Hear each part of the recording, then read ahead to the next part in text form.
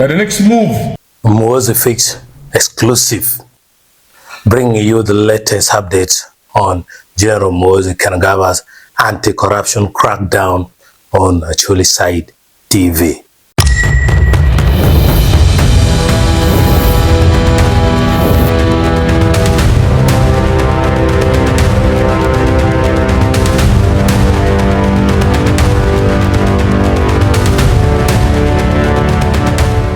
The shillings 3.4 billion road trip luxury fleet toward Nagur Kampala residents got a rare first look at the Rolls-Royce and a luxury Range Rover, but not on the highway. Instead, the vehicles were spotted loaded onto a police low-bed flat truck being transported to the Nagur police headquarters.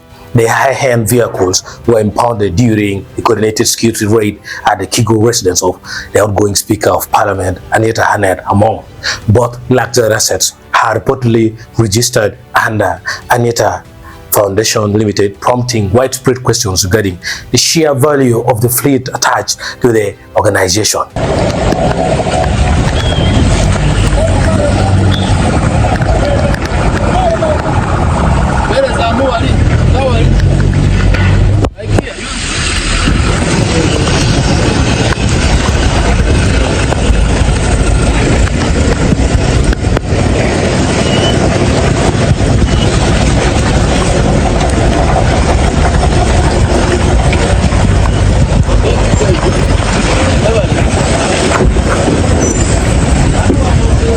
The road construction cover-up, how the trap was sprung.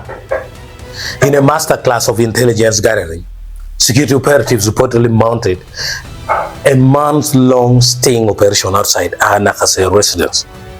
The disguised operatives posed as standard road construction crew, setting up a project that intentionally stretched on for months without completion. The operation, under the cover of evening work, the team meticulously tracked and registered every single vehicle entering and exiting the residence of the secret meetings. The fallout: the operation took a dangerous turn when the mission leaked.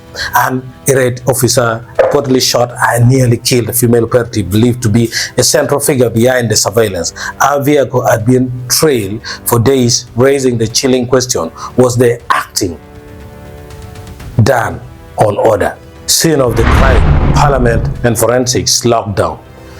The heat has officially moved into the halls of government. Here is where the investigation stands right now.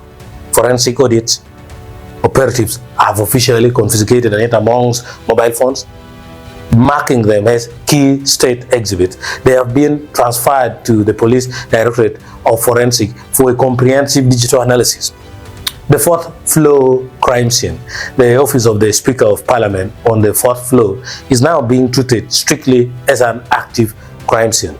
Military takeover has also happened. Allied forces from the Parliamentary Police Guard, PPG, and counterterrorism city units have taken full control of parliamentary security. The premises are under total lockdown. The premises. No journalists or unauthorized people are permitted inside.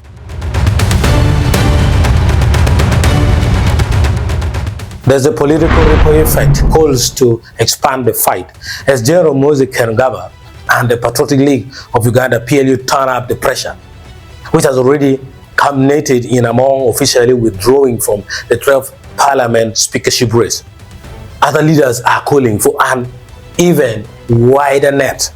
Honorable Yon has publicly challenged General MUHOOZI not to stop at Parliament, urging the anti-corruption dragnet to aggressively target the Ministry of Finance over mounting corruption and financial mismanagement allegations. I must send this message to MK that the next move should be, and is going to be, Ministry of Finance from this week. Ministry of Finance should get ready. Auditor General should get ready. We need to clean up this country without fear or favor. We need to be corruption-free country as Uganda. Back to Parliament. My message goes to MK.